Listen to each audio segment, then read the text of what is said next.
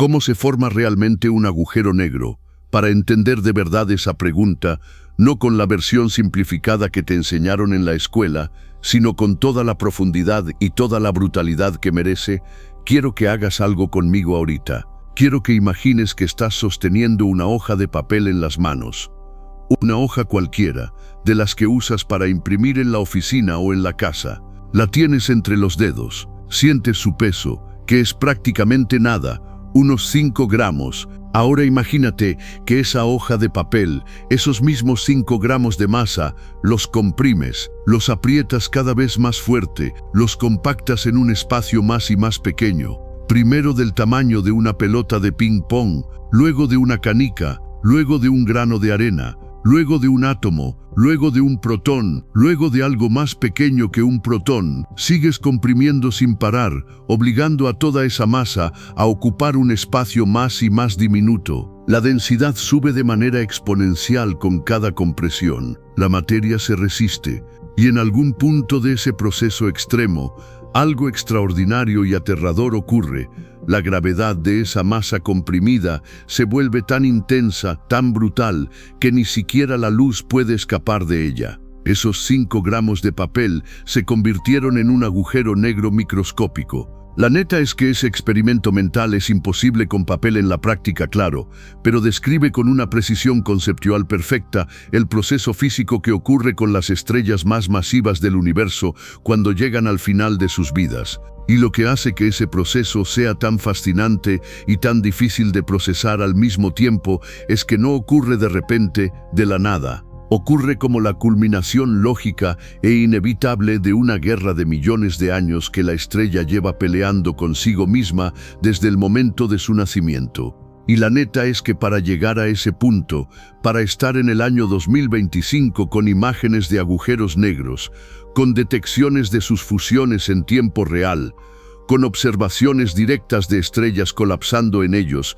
hicieron falta siglos de matemáticas y física teórica, construidas cuidadosamente sobre los hombros de generaciones de científicos que nunca vieron ninguno de estos resultados en vida. Einstein publicó la relatividad general en 1915, sin saber que estaba prediciendo la existencia de los agujeros negros. Karl Schwarzschild derivó la primera solución matemática que describe un agujero negro en 1916, desde las trincheras de la Primera Guerra Mundial, y murió ese mismo año sin llegar a ver las implicaciones completas de su trabajo. Roger Penrose demostró matemáticamente que la formación de singularidades era inevitable bajo ciertas condiciones en 1960. Stephen Hawking demostró que los agujeros negros emiten radiación en 1974 y planteó la paradoja de la información. Cada uno de esos pasos fue necesario para llegar al punto donde estamos hoy. Y cada uno de los astrofísicos que están trabajando ahora mismo con los datos del LIGO, con las imágenes del telescopio del horizonte de eventos, con las muestras del colapso de DM31B14DS1, está construyendo sobre todo ese trabajo previo para dar los próximos pasos. Así funciona la ciencia, así funciona siempre. En los próximos minutos vamos a recorrer ese proceso completo, desde el principio hasta el final, con todos sus detalles, toda su violencia, toda su física y toda la fascinación que merece. Vamos a hablar de la guerra interior de una estrella, del momento exacto en que esa guerra termina, de por qué algunas estrellas explotan con una energía mayor que toda una galaxia y otras simplemente desaparecen en silencio, del horizonte de eventos y de lo que significa estar más allá de él. De los 3 tipos de agujeros negros que el universo produce y cómo se forma cada uno. De las fusiones de agujeros negros que LIGO está detectando y de lo que esas señales nos dicen. Y de por qué, en este momento específico de la historia de la ciencia, estamos viviendo quizás la era más fascinante de toda la astrofísica. Y hay datos muy recientes que justifican esa afirmación. Vamos a ver por qué. Sección 1. La guerra interior de las estrellas. Gravedad contra fusión nuclear. Para entender cómo muere una estrella y por qué algunas muertes producen agujeros negros, primero tienes que entender cómo vive. Y la neta es que la vida de una estrella es básicamente una guerra. Una guerra que dura millones o miles de millones de años, dependiendo de cuán grande es la estrella, pero una guerra al fin, una guerra entre dos fuerzas que se odian, que se empujan desde lados opuestos y que mientras estén equilibradas mantienen a la estrella brillando y existiendo tal como la conocemos. Ninguna de las dos fuerzas descansa, ninguna de las dos cede. Y el resultado de ese empate que dura millones de años es una estrella que brilla, que calienta, que hace posible la vida en los planetas que orbitan a su alrededor.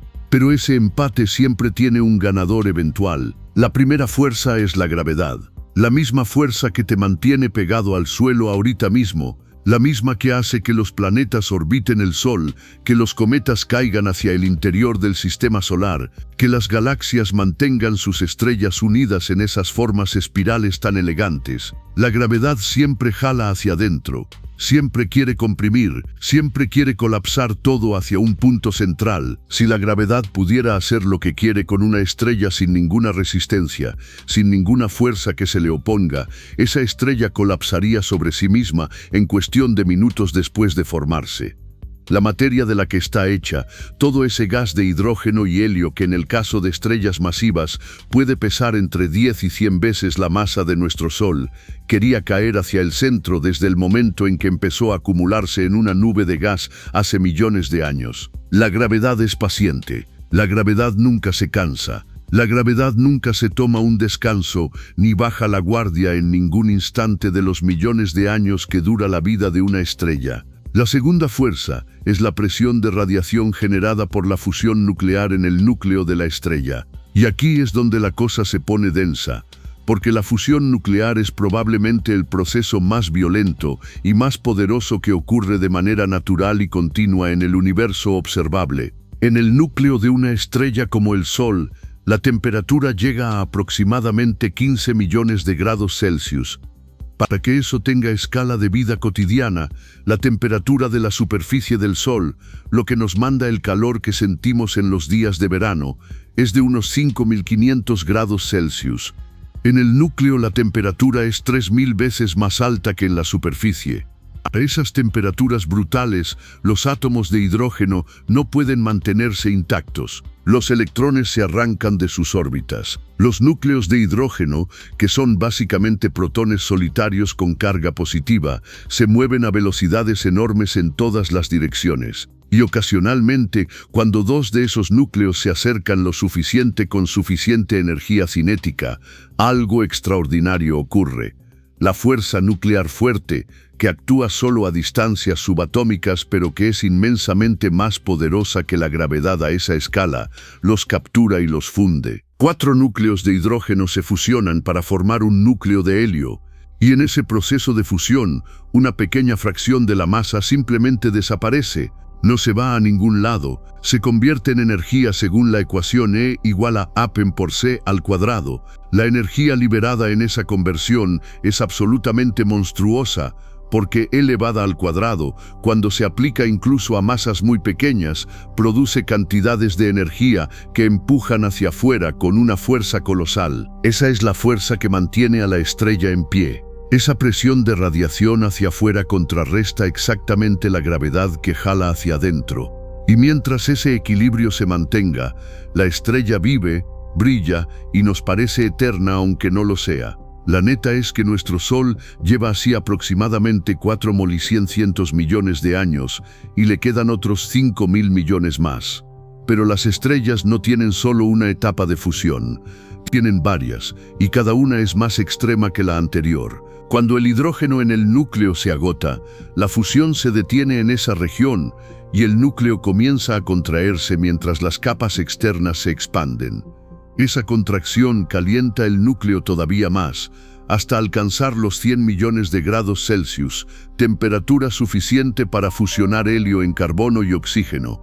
Cuando el helio se agota, el proceso se repite. En estrellas suficientemente masivas, el carbono se fusiona en neón, el neón en oxígeno, el oxígeno en silicio y finalmente el silicio se fusiona en hierro. Cada etapa dura menos tiempo que la anterior porque la eficiencia energética disminuye con cada paso. El Sol fusionó hidrógeno durante miles de millones de años. Una estrella de 20 masas solares fusionará carbono durante apenas miles de años, neón durante unos pocos años, oxígeno durante menos de un año y silicio durante unos días. La estrella se está gastando a sí misma cada vez más rápido. La neta duele, pero es real. El final se acerca a una velocidad exponencial. Y el hierro es la pared final. El hierro es el elemento más estable del universo en términos nucleares. Fusionarlo no libera energía, la consume. Cuando el núcleo de una estrella masiva se llena de hierro, el combustible se acaba de manera definitiva e irreversible. La fusión nuclear que sostuvo la guerra durante millones de años simplemente se apaga, y la gravedad que llevaba todo ese tiempo esperando finalmente gana. Lo que ocurre después ocurre en menos de un segundo, y hay una dimensión de la vida de una estrella que casi nunca se menciona en las explicaciones populares y que a mí me parece uno de los conceptos más hermosos de toda la astrofísica.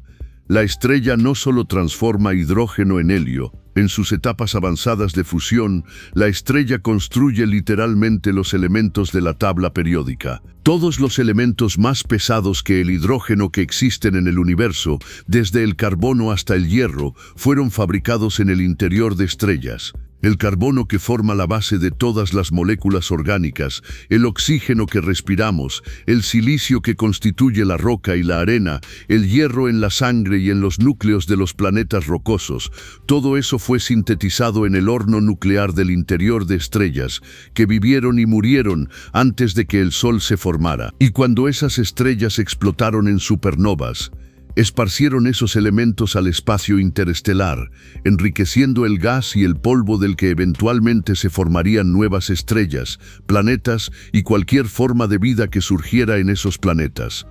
Los agujeros negros son en ese sentido el punto final de un proceso de fabricación cósmica que dotó al universo de la diversidad química necesaria para que existiera algo tan complejo como un planeta rocoso con océanos y atmósfera.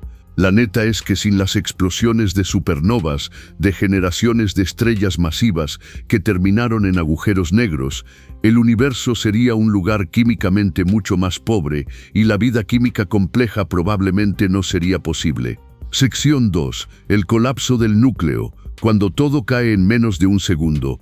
Ahora quiero que visualices lo que pasa en el momento exacto en que el equilibrio se rompe. El núcleo de hierro de una estrella masiva, que en ese instante tiene aproximadamente la masa del Sol comprimida en un volumen del tamaño de la Tierra, de repente pierde el soporte de la presión de radiación. Todo el sostén que la fusión nuclear proveyó durante millones de años desaparece de golpe, y la gravedad, sin nada que la detenga, colapsa ese núcleo con una velocidad que desafía cualquier intuición cotidiana. Los astrofísicos calculan que el colapso del núcleo tarda aproximadamente una décima de segundo, no un minuto, no un segundo completo, una décima de segundo. En el tiempo que tardas en parpadear, el núcleo de una estrella que pesa más que el Sol colapsa de tener el tamaño de la Tierra a tener el tamaño de una ciudad mediana, quizás 20 kilómetros de diámetro. La velocidad de caída del material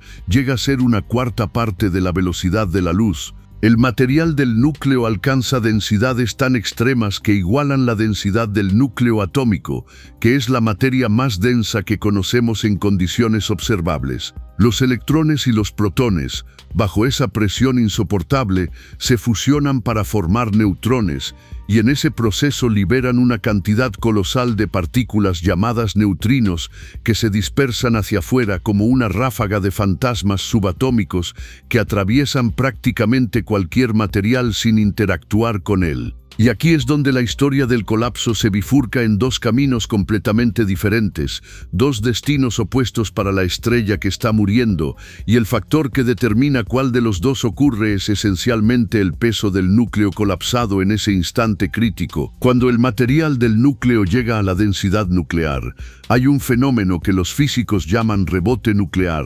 La materia nuclear se resiste a ser comprimida más allá de ese punto, porque las fuerzas entre los neutrones que ahora constituyen el núcleo colapsado generan una presión repulsiva.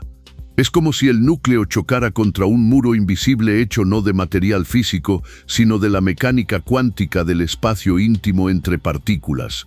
Ese rebote genera una onda de choque que se propaga hacia afuera, viajando a través del material que todavía está cayendo hacia el centro desde las capas externas de la estrella. Y dependiendo de la masa total de la estrella y de la energía disponible, esa onda de choque puede hacer dos cosas completamente opuestas.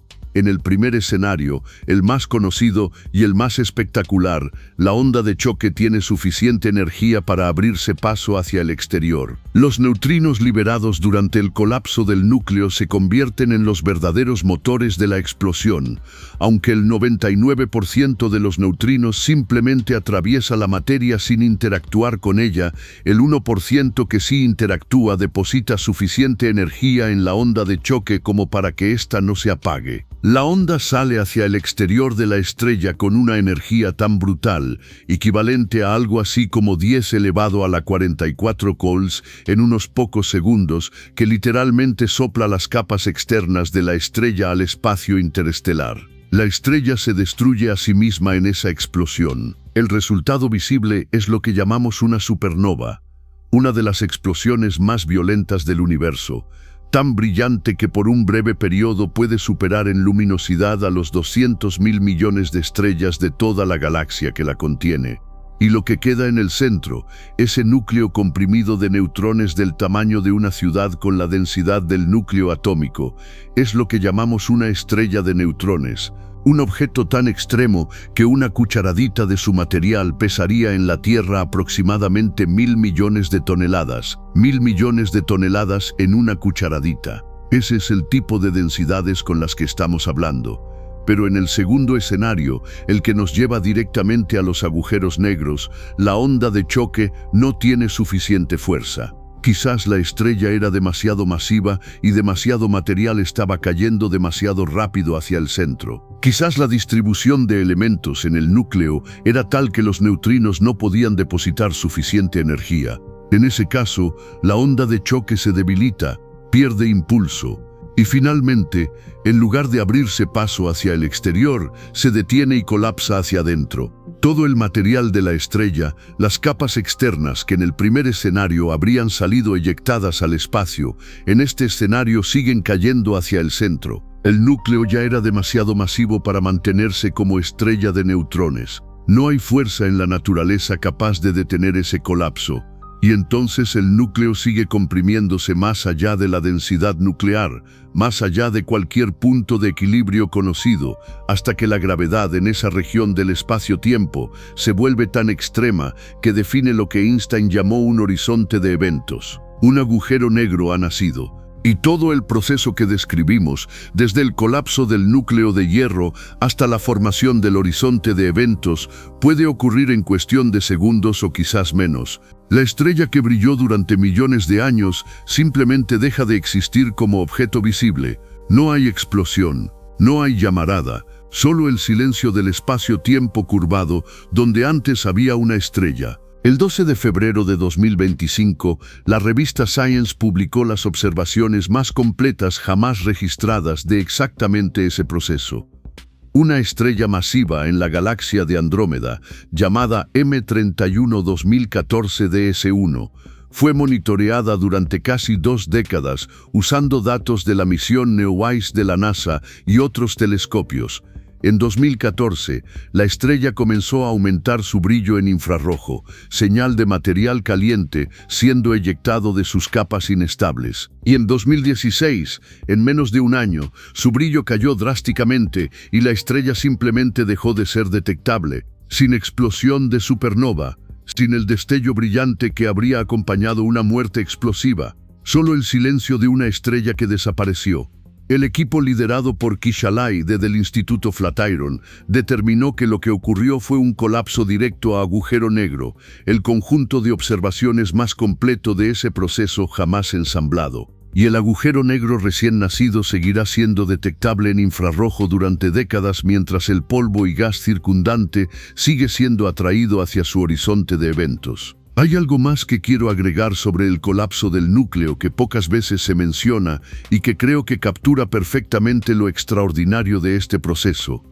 Cuando el núcleo de hierro colapsa, la energía liberada en ese colapso es absolutamente brutal en términos absolutos. En la décima de segundo que dura el colapso inicial, se libera más energía que la que el Sol emitirá en toda su vida de 10.000 millones de años. Más energía en una décima de segundo que una estrella en 10.000 millones de años. Esa energía sale principalmente en forma de neutrinos, que son partículas subatómicas que interactúan tan débilmente con la materia que pueden atravesar un año luz de plomo sólido sin ser detenidos. Por eso, aunque en el colapso se libera una cantidad de energía que desafía cualquier intuición, la mayor parte de esa energía simplemente se escapa hacia el universo sin interactuar con nada. La supernova que ves desde la Tierra, ese destello brillante que puede superar en luminosidad a toda la galaxia, representa apenas el 1% de la energía total liberada en el colapso. El 99% se fue en neutrinos que nadie verá y que para el momento en que lees esto ya están viajando a la velocidad de la luz hacia el espacio profundo. La neta es que el universo es, en escala de energía, mucho más violento de lo que cualquier observación directa puede capturar. Sección 3. El horizonte de eventos, el punto sin retorno que no puedes ver. Ahora quiero hablar de algo que es absolutamente fundamental para entender qué es exactamente un agujero negro y que también es la parte que más confusión genera entre el público general. Quiero hablar del horizonte de eventos, porque la mayoría de las personas, cuando escuchan agujero negro, imaginan algo como un hoyo oscuro en el espacio o una especie de esfera negra sólida, o un vórtice que succiona todo como un desagüe gigante, y ninguna de esas imágenes captura realmente lo que es. El horizonte de eventos no es una superficie, no es una pared, no es algo que se pueda ver ni tocar, es un límite matemático en la geometría del espacio-tiempo. Y para entenderlo necesito que me acompañes en una analogía que creo que lo hace muy claro. Imagínate que estás en un río tranquilo, estás nadando en él, y la corriente es suave, y sin ningún esfuerzo especial puedes nadar contra la corriente y moverte libremente hacia donde quieres. Ahora imagínate que aguas abajo hay una cascada enorme. A medida que te acercas a esa cascada, la corriente se vuelve más fuerte. Tienes que nadar con más fuerza para mantenerte en el mismo lugar, más fuerte todavía para avanzar hacia aguas arriba, hasta que llegas a un punto donde por más fuerte que nades, por más esfuerzo que hagas, la velocidad de la corriente es exactamente igual a la velocidad máxima a la que puedes nadar. No puedes avanzar hacia aguas arriba, no puedes retroceder hacia aguas abajo sin ser arrastrado. Estás atrapado exactamente en ese punto crítico donde tu máxima capacidad de movimiento iguala la velocidad de la corriente. Ahora imagínate que la corriente del río no es agua sino la curvatura del espacio-tiempo, causada por la gravedad extrema del agujero negro, y que tu velocidad máxima de nado no es la de un ser humano sino la velocidad de la luz, 300.000 kilómetros por segundo, la velocidad máxima que cualquier cosa puede alcanzar en el universo según la física que conocemos. El horizonte de eventos es exactamente ese punto crítico. Es el límite donde la velocidad de escape del agujero negro iguala la velocidad de la luz. Más allá de ese límite, ni la luz puede retroceder. Todo lo que cruza el horizonte de eventos, sin excepción, sigue cayendo hacia la singularidad en el interior. Y aquí viene algo que la mayoría de las explicaciones populares no enfatizan lo suficiente. El horizonte de eventos no tiene nada especial desde el punto de vista de la física local. Si pudieras acercarte a un agujero negro supermasivo de millones de masas solares y cruzar su horizonte de eventos, no sentirías nada inusual en el momento exacto del cruce. No habría una pared de fuego, no habría una señal de advertencia, no habría ninguna sensación física distinta en ese instante preciso. Simplemente cruzarías un límite invisible en el espacio. La diferencia no es lo que sientes en el momento de cruzar. La diferencia es lo que es imposible hacer después de cruzar, porque una vez dentro del horizonte de eventos, la geometría del espacio-tiempo se dobla de tal manera que todas las trayectorias posibles hacia el futuro llevan hacia la singularidad, hacia adentro. No hay camino de regreso, No hay escapatoria posible. El tiempo mismo, que fuera del horizonte de eventos, puedes medir hacia el futuro y también recordar hacia el pasado. Dentro del horizonte, apunta inexorablemente hacia un único destino, la singularidad. Es como si el tiempo y el espacio se hubieran intercambiado sus roles, y caer hacia la singularidad fuera tan inevitable como que el tiempo avance hacia el futuro aquí afuera. La singularidad, ese punto hacia donde todo cae inevitablemente, es donde las ecuaciones de la relatividad general de Einstein predicen que la densidad y la curvatura del espacio-tiempo se vuelven infinitas. Y aquí la neta es que los físicos son completamente honestos sobre lo que eso significa. Cuando las ecuaciones predicen un infinito en física, lo que eso generalmente indica no es que exista un infinito real en la naturaleza, sino que las ecuaciones han llegado a los límites de su validez. La singularidad es el punto donde la física que conocemos rompe, donde las ecuaciones dejan de darnos respuestas con significado físico. La relatividad general de Einstein, que describe el espacio-tiempo a gran escala con una precisión extraordinaria en todos los contextos donde la hemos podido probar, falla en la singularidad. La mecánica cuántica, que describe el mundo subatómico con una precisión igualmente extraordinaria, tampoco tiene las herramientas para describir lo que pasa en un punto de densidad y curvatura infinitas. Lo que ocurre exactamente dentro de un agujero negro, más allá del horizonte de eventos y hacia la singularidad, es uno de los grandes misterios sin resolver de la física moderna. Resolver ese misterio requeriría una teoría que unifique la gravedad con la mecánica cuántica, lo que los físicos llaman la teoría de la gravedad cuántica. Esa teoría no existe todavía en forma completa, y los agujeros negros son precisamente el escenario donde esa teoría, cuando exista, tendrá que probar que funciona. Y quiero agregar algo sobre el horizonte de eventos que va más allá de la analogía del río y que la neta me parece uno de los conceptos más inquietantes de toda la física. Existe una región alrededor del agujero negro, más allá del horizonte de eventos pero suficientemente cerca, que los físicos llaman la ergosfera en el caso de agujeros negros que rotan, que es un territorio donde el espacio-tiempo mismo está siendo arrastrado en la dirección del giro del agujero negro, con tanta fuerza que ningún objeto puede permanecer estático en esa región.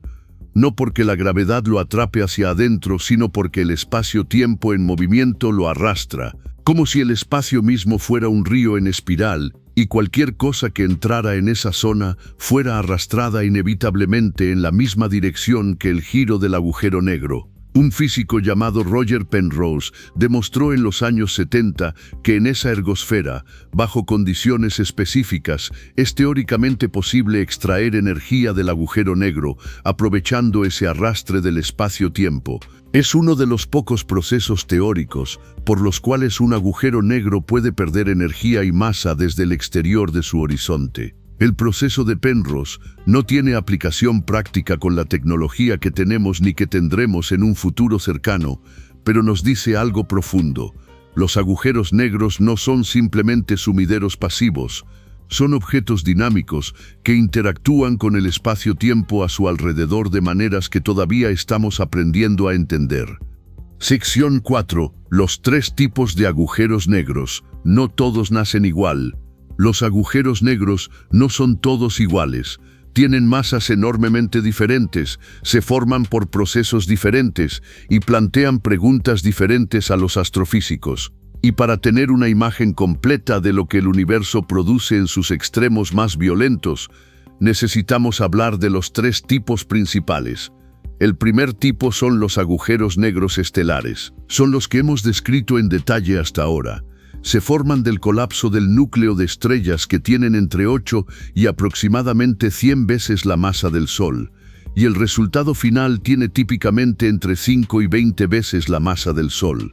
Son los agujeros negros más pequeños y también los más comunes en términos de procesos de formación conocidos y verificados. Son también los que los detectores de ondas gravitacionales como LIGO están detectando constantemente cuando 2 de ellos se fusionan en sistemas binarios.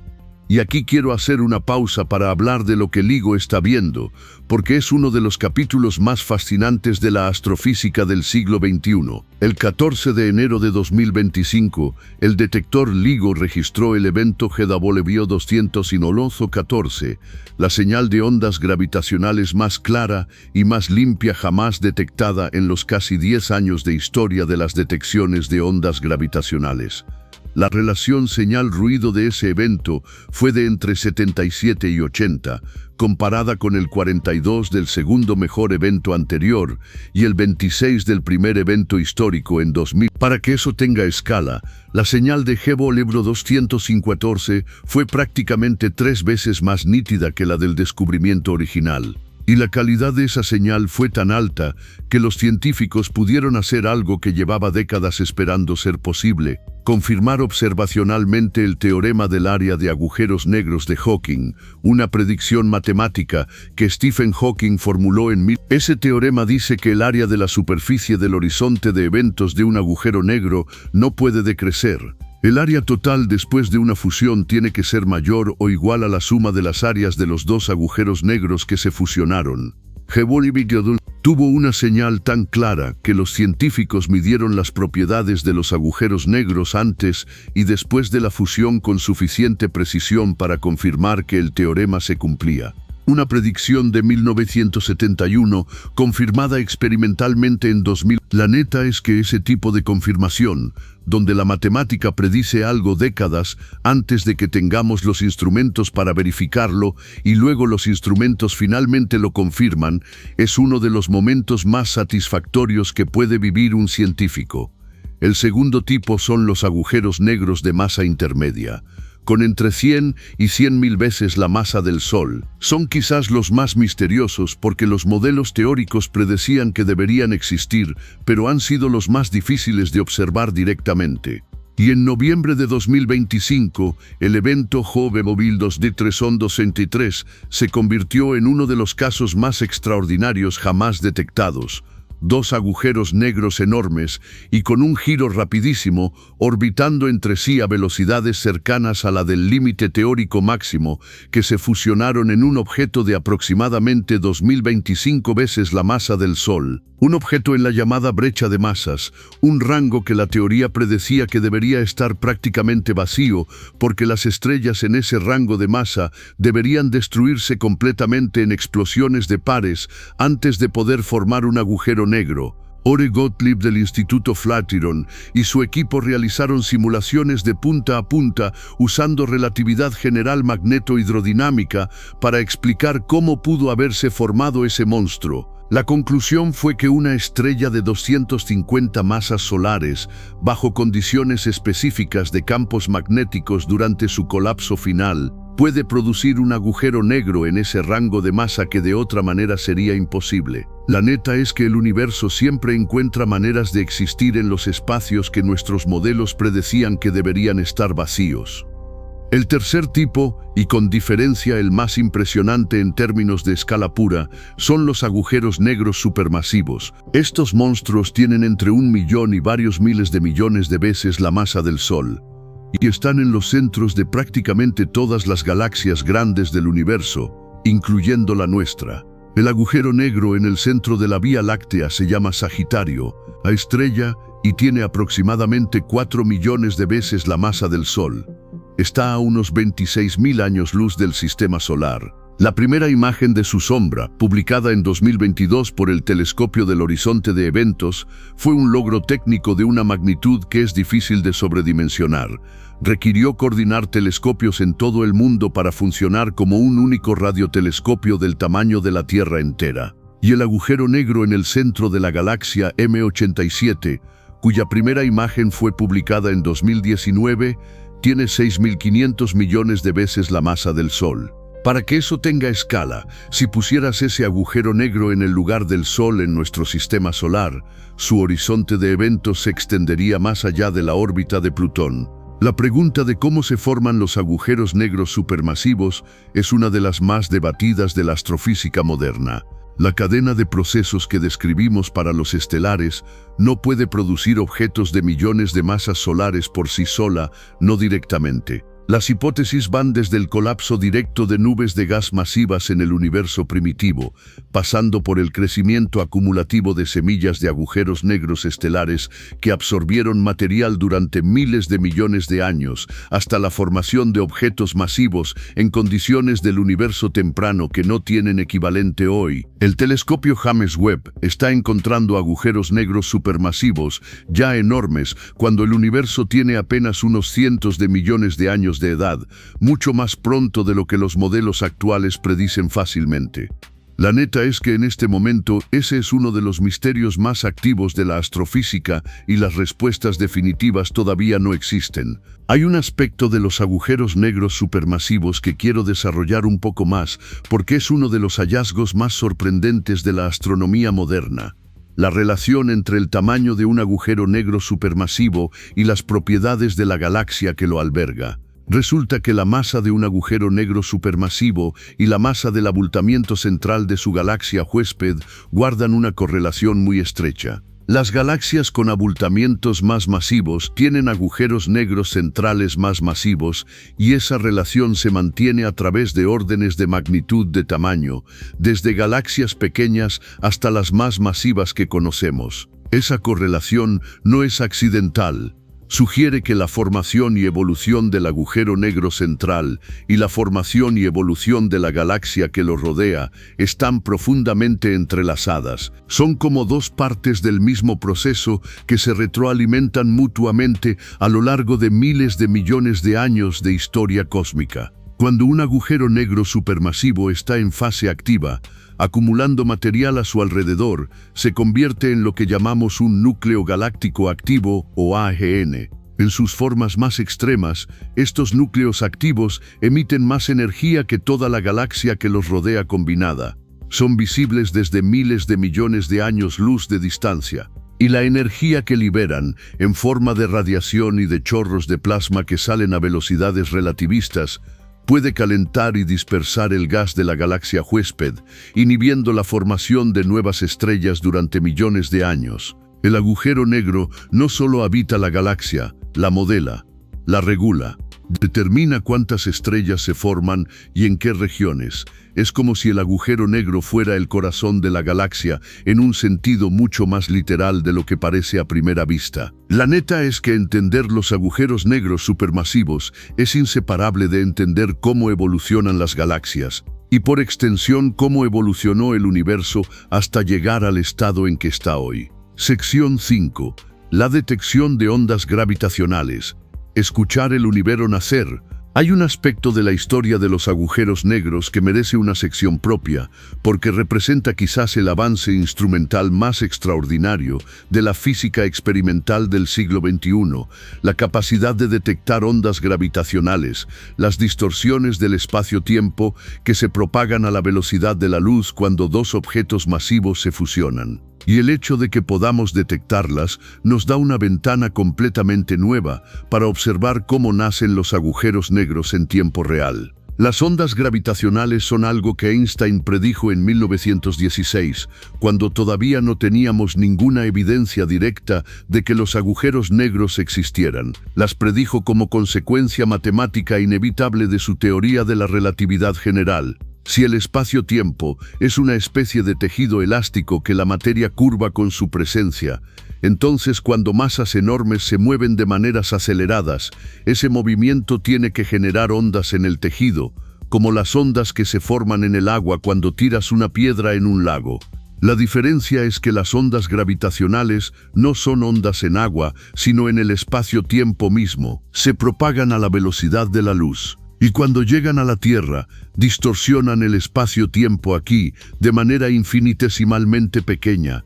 La primera detección en 2015 correspondió a una distorsión equivalente a una fracción de la distancia entre dos protones adyacentes.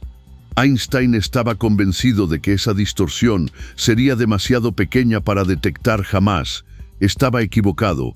La ingeniería humana, después de décadas de desarrollo, logró construir instrumentos capaces de medir precisamente eso. Los detectores LIGO son dos instalaciones en forma de L, una en Luisiana y una en Washington, cada una con dos brazos de 4 kilómetros de largo. En el interior de esos brazos, rayos láser rebotan miles de veces entre espejos, con una perfección y una estabilidad que ninguna otra tecnología en la historia humana ha alcanzado.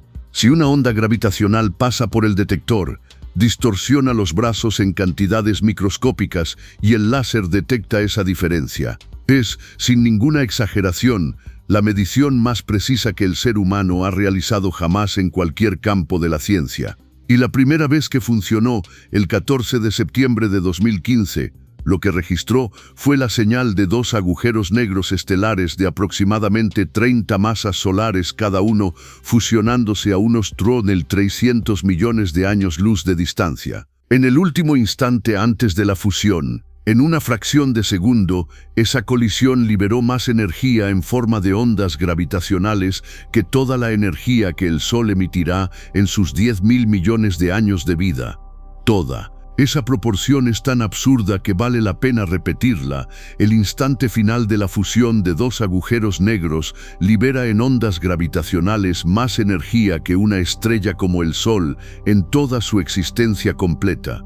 Y desde 2015 LIGO y sus detectores hermanos en todo el mundo, incluyendo el detector europeo Virgo en Italia y Kagra en Japón, han registrado decenas de eventos similares. Cada uno de esos eventos es el nacimiento de un agujero negro nuevo, formado de la fusión de dos que ya existían. Algunos son fusiones de dos agujeros negros estelares, algunos son fusiones de dos estrellas de neutrones, que también pueden producir agujeros negros si la masa resultante supera el límite de lo que una estrella de neutrones puede sostener.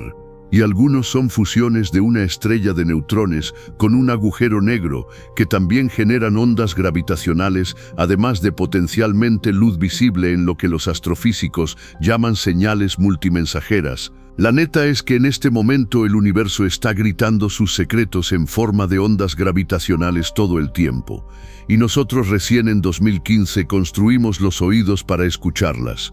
Lo que LIGO está revelando sobre la formación y distribución de agujeros negros en el universo es una chamba monumental de descubrimiento que va a ocupar a los astrofísicos durante generaciones.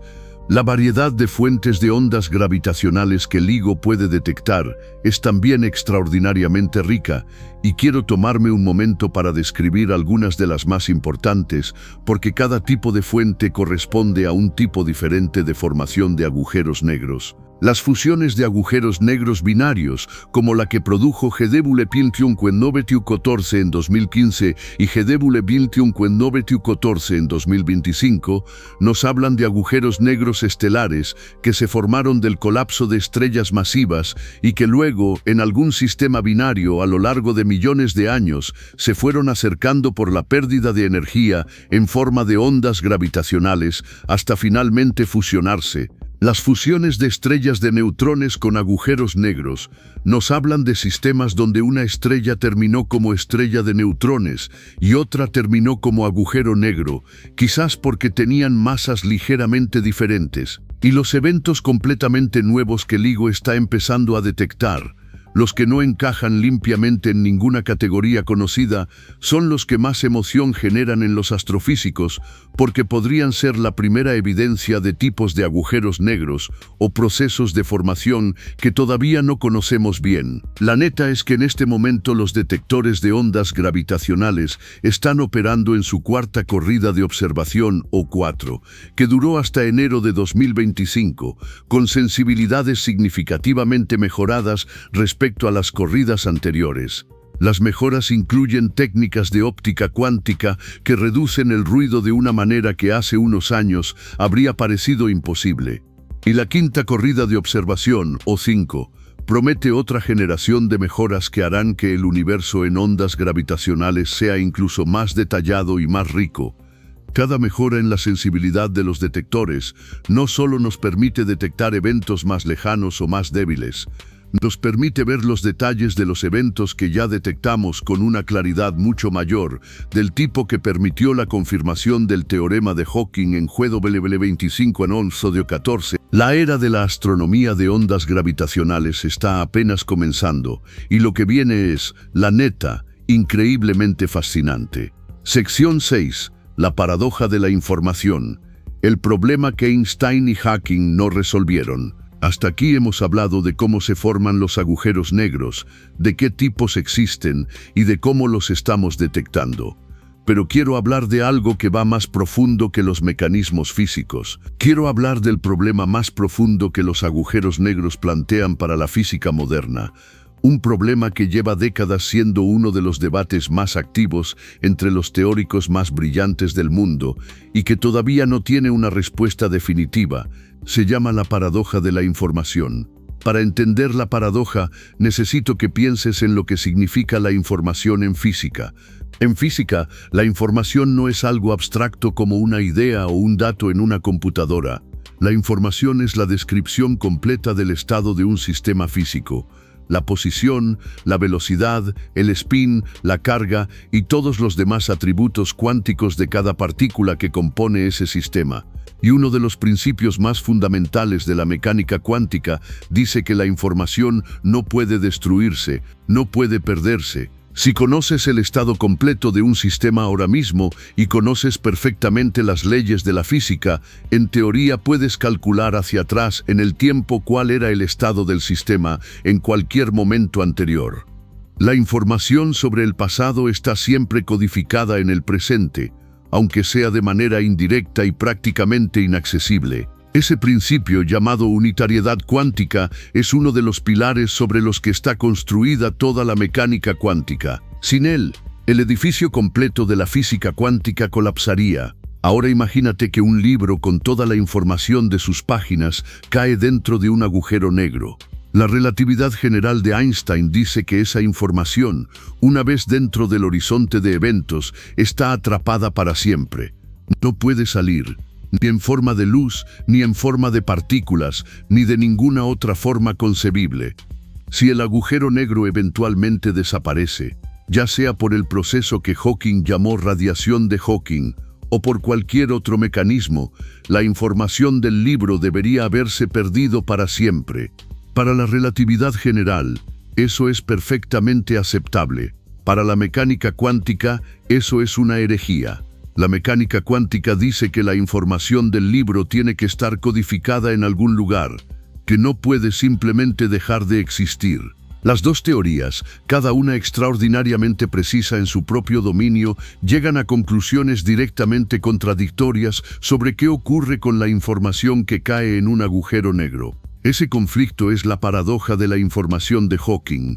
La neta es que Stephen Hawking, que fue quien primero formuló esta paradoja en los años 70, pasó gran parte de su carrera científica debatiendo y revisando su posición sobre ella. En 2004, en una conferencia que se convirtió en noticia mundial, Hawking admitió públicamente que había estado equivocado en su posición original de que la información se pierde para siempre y propuso que la información se codifica en la radiación que el agujero negro emite lentamente durante su vida, aunque de una manera tan compleja y tan mezclada que sería prácticamente imposible de decodificar. Esa radiación, conocida como radiación de Hawking, es un proceso cuántico predicho teóricamente por Hawking en 1974, pero que todavía no ha sido detectado experimentalmente, porque es extremadamente débil para cualquier agujero negro de masa astronómica. Pero la paradoja, incluso con la revisión de Hawking, no está completamente resuelta para todos los físicos. Hay múltiples propuestas sobre cómo la información puede escapar o preservarse, desde la idea del complemento del agujero negro de Susskind hasta el principio holográfico y la correspondencia ADS-CFT de Juan Maldacena. Cada una ofrece una perspectiva diferente sobre el problema. Ninguna tiene aún el rango de teoría verificada experimentalmente. Lo que hace que esto sea tan importante no es solo la paradoja en sí misma, es lo que su resolución implicaría. Si la información se preserva en los agujeros negros, eso requiere una modificación de la relatividad general en escalas extremas. Si la información se destruye, eso requiere una modificación de la mecánica cuántica. En cualquier caso, resolver la paradoja requeriría física nueva, más allá de lo que ya tenemos. Y los agujeros negros, los objetos donde la gravedad cuántica se manifiesta de manera más extrema, son el laboratorio natural donde esa física nueva eventualmente tendrá que ser probada. Y hay una propuesta teórica más reciente que quiero mencionar, porque es una de las más audaces y más elegantes de la física teórica moderna, y que está directamente relacionada con la paradoja de la información. Se llama el principio holográfico y fue desarrollado principalmente por Gerhard Hooft y Leonard Susskind en los años 90. El principio holográfico propone que toda la información contenida en un volumen de espacio puede ser codificada completamente en la superficie bidimensional que rodea ese volumen, similar a cómo un holograma tridimensional puede ser codificado en una superficie plana bidimensional. Aplicado a los agujeros negros, este principio sugiere que toda la información de lo que cayó dentro del horizonte de eventos está de alguna manera codificada en la superficie del horizonte, en su área, y que la radiación de Hawking que el agujero negro emite lentamente lleva esa información codificada de vuelta al universo externo, aunque de una manera extraordinariamente compleja e indirecta. Si el principio holográfico es correcto, la información no se destruye en un agujero negro, se transforma y se recodifica en la superficie del horizonte de eventos, disponible en teoría para ser recuperada, aunque en la práctica esa recuperación sea infinitamente más difícil que tratar de reconstruir un libro quemado a partir del humo y las cenizas. Juan Maldacena, en 1997, hizo un descubrimiento matemático que muchos consideran la contribución más importante a la física teórica desde la relatividad general de Einstein, la conjetura AD-SFT, que establece una equivalencia exacta entre una teoría gravitacional en un espacio con cierta curvatura y una teoría cuántica sin gravedad en el límite de ese espacio. Esa equivalencia, que ha sido verificada en miles de contextos específicos, aunque todavía no ha sido probada en toda su generalidad, implica que la gravedad y la mecánica cuántica son en algún sentido profundo dos descripciones equivalentes del mismo fenómeno físico. Y si eso es así, la paradoja de la información de los agujeros negros tiene resolución. La información no se pierde porque en la descripción cuántica equivalente, sin gravedad, la unitariedad está garantizada. La información siempre se preserva. El madrazo conceptual de este resultado es que sugiere que la gravedad, el espacio-tiempo mismo, podría ser una propiedad emergente de procesos cuánticos más fundamentales. Que quizás la realidad en su nivel más fundamental no es el espacio-tiempo de Einstein, sino algo más abstracto de lo que la mecánica cuántica describe. Eso, la neta, es una idea tan profunda que todavía estamos digiriendo sus implicaciones décadas después de que fue propuesta. Sección 7. Lo que todo esto nos dice sobre el universo y sobre nosotros. Llegamos al final de este recorrido y quiero usarlo para hablar de algo que va más allá de los mecanismos físicos y los datos observacionales. Quiero hablar de lo que significa todo esto, de lo que nos dice el hecho de que los agujeros negros existan sobre la naturaleza del universo que habitamos y sobre la posición que ocupamos en él. Los agujeros negros no son una rareza del cosmos, no son excepciones curiosas a reglas que normalmente se cumplen, son la consecuencia directa e inevitable de las mismas leyes de la física que rigen todo lo que conocemos, empujadas a sus límites más extremos. Una estrella que brilla durante millones de años usando la fusión nuclear para mantenerse en pie es literalmente la misma física que un agujero negro, solo que en el equilibrio en lugar de en el colapso. La diferencia entre una estrella y un agujero negro no es una diferencia de leyes, es una diferencia de masa, de tiempo y del resultado de una guerra que se libra en silencio durante millones de años. Y cuando esa guerra termina de la manera que termina para las estrellas más masivas, el resultado es el objeto con la gravedad más extrema del universo observable. Están en el centro de prácticamente todas las galaxias grandes del universo, incluyendo la nuestra. Han fusionado entre sí decenas de veces que ya hemos registrado y probablemente cientos de millones de veces a lo largo de la historia del universo. La estrella M31 2014 DS1 en Andrómeda produjo uno en 2016 y los astrónomos lo documentaron con más detalle que nunca antes en la fusión GW 250 11-14 de enero de 2025 nos dio la confirmación más precisa hasta ahora del teorema del área de Hawking. una predicción matemática de 54 años que finalmente encontró su verificación experimental en el siglo XXI. El evento GW 253 de noviembre de 2025 mostró que el universo puede producir agujeros negros en rangos de masa que teóricamente deberían estar vacíos, si las condiciones son las adecuadas. El universo, como siempre, resulta ser más creativo e impredecible que nuestros mejores modelos. Y hay algo que quiero decir sobre el momento específico en que vivimos y que creo que es importante contextualizar. La era de los agujeros negros observacionales comenzó en serio en 2015 con la primera detección de ondas gravitacionales. En 10 años, los detectores LIGO han pasado de registrar la primera señal tenue a registrar señales tan claras que confirman predicciones teóricas de medio siglo. El telescopio James Webb está observando agujeros negros en galaxias tan lejanas que las vemos como eran cuando el universo tenía menos de 1.000 millones de años de edad.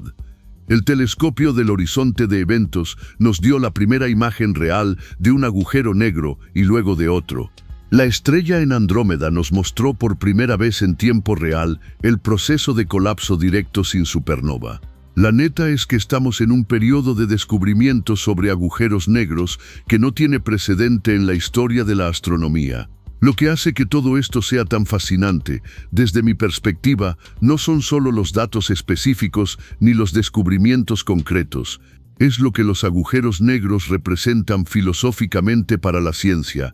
Son el lugar donde las dos teorías más exitosas de la física moderna, la relatividad general y la mecánica cuántica, llegan a sus límites.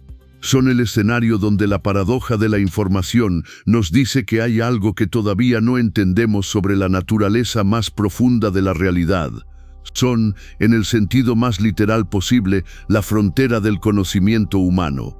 El punto donde terminan las certezas y empieza el territorio de lo desconocido. Y eso, la neta, no debería darnos miedo ni hacernos sentir que la ciencia ha fracasado. Debería llenarnos de curiosidad, porque cada vez en la historia de la física que hemos llegado a una frontera como esta, lo que encontramos al otro lado fue física nueva que cambió para siempre la manera en que entendemos la realidad.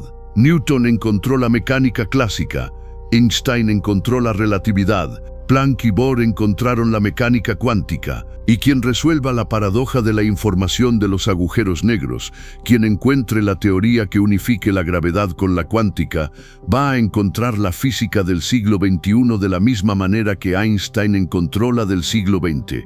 La próxima vez que mires el cielo nocturno y veas una estrella brillando, piensa en esto: esa estrella es una guerra silenciosa entre la gravedad que quiere comprimirla y la fusión nuclear que la mantiene en pie. Y en algún punto de la historia de ese punto de luz, esa guerra va a terminar. Si la estrella es suficientemente masiva, el resultado de esa guerra va a ser el objeto más extremo del universo, un agujero negro que doblará el espacio-tiempo a su alrededor, que atrapará todo lo que se acerque demasiado, incluyendo la luz, que se fusionará con otros en colisiones que envían ondas a través del tejido del espacio-tiempo, que cruzarán el universo durante millones de años hasta llegar a algún detector en algún planeta, en alguna galaxia, quizás el nuestro, quizás otro. Esa es la historia real de los agujeros negros.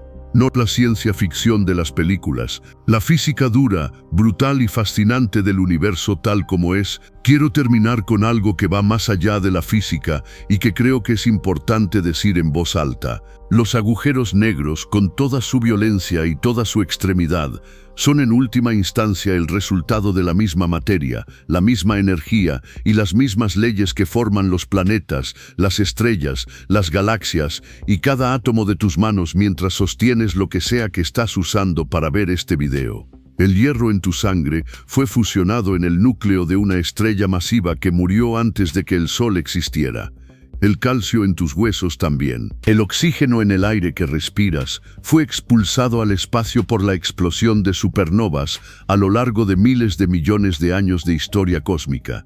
Y en algún momento, algunos de los átomos más pesados que tienes en el cuerpo pudieron haberse formado en la región extrema alrededor de un agujero negro en formación, donde la densidad y la temperatura crean condiciones para la nucleosíntesis que no existen en ningún otro lugar del universo. La neta es que los agujeros negros no son ajenos a nosotros, son parte de la cadena de procesos cósmicos que hicieron posible que existiéramos. Somos, en el sentido más literal posible, polvo de estrellas que murieron violentamente. Y entender cómo murieron esas estrellas, entender cómo se forman los agujeros negros, es en algún nivel entender de dónde venimos nosotros. Y quiero agregar algo sobre la escala de tiempo del proceso de formación de agujeros negros que creo que le da una perspectiva final muy importante a todo lo que hemos recorrido. La estrella M31 2014 DS1 que mencionamos al principio, la que colapsó silenciosamente en Andrómeda, llevaba brillando probablemente varios millones de años antes de ese colapso. Los astrónomos la monitorearon durante casi 20 años, de 2000. El colapso en sí ocurrió en menos de un año observable. Y el agujero negro que nació de ese colapso va a existir, en principio, por un tiempo incomprensiblemente largo. Los agujeros negros se evaporan lentamente por el proceso de radiación de Hawking, y el tiempo que le tomaría a un agujero negro estelar de 10 masas solares evaporarse completamente sería del orden de 10 elevado a la 67 años. Para comparar, el universo tiene aproximadamente 13,800 millones de años, lo que es aproximadamente 10 elevado a la 10. Un agujero negro de masa estelar duraría un tiempo más de 10.000 millones de millones de millones de millones de millones de millones de millones de millones de veces más que la edad actual del universo, en escalas de tiempo tan absurdas que no tienen ningún equivalente en la experiencia humana. La neta duele, pero es real. Cuando se forma un agujero negro, se forma para durar prácticamente para siempre, en cualquier escala de tiempo que el ser humano pueda considerar significativa. Son los objetos más persistentes del universo, los últimos sobrevivientes del cosmos en cualquier escala de tiempo concebible. Si este documental te sacudió de verdad, si te hizo sentir esa mezcla de asombro y humildad que es la respuesta natural a entender cuán violento y cuán extraordinario es el cosmos que habitamos, dale like, compártelo con alguien que sepa apreciar esta clase de plática densa y apasionada, y suscríbete si todavía no lo has hecho. Porque el próximo video vamos a hablar de algo que está directamente conectado con lo que vimos hoy. ¿Qué pasa con el tiempo y el espacio en los bordes de un agujero negro? ¿Por qué el tiempo corre más lento cerca de ellos según la relatividad general de Einstein? ¿Y qué implicaciones tiene eso para cualquier teoría de exploración del cosmos profundo? Nos vemos pronto.